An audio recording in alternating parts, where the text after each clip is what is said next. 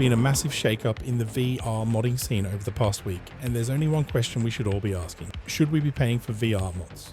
If you haven't already heard, Luke Ross, the VR modder behind the ReaPerVR mod that provides VR capabilities for well-known AAA titles behind a Patreon paywall, has faced significant hurdles in the past. He was previously forced by Rockstar to shut down the VR mods for Red Dead Redemption 2 and Grand Theft Auto 5. He has now been forced to discontinue support for the Cyberpunk 2077 VR mod as well.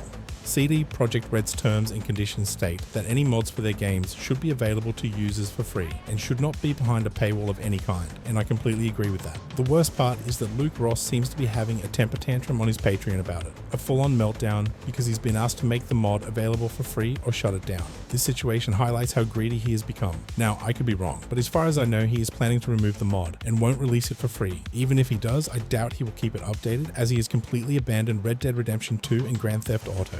I'm pretty sure he's made enough money over the years to offer a few free VR mods that are consistently updated. This approach would actually encourage more people to support him. However, being forced to pay for mods, especially when it's not just a one-time payment, but an ongoing subscription to receive new updates or access to new games, creates an unwelcome financial burden for users. In my opinion, CD Projekt Red and Rockstar in the past were justified in their request to Luke Ross. They only asked that he make the mods available for free, which Luke Ross seems unwilling to do. This decision has significantly damaged his reputation with me and many members of the VR community.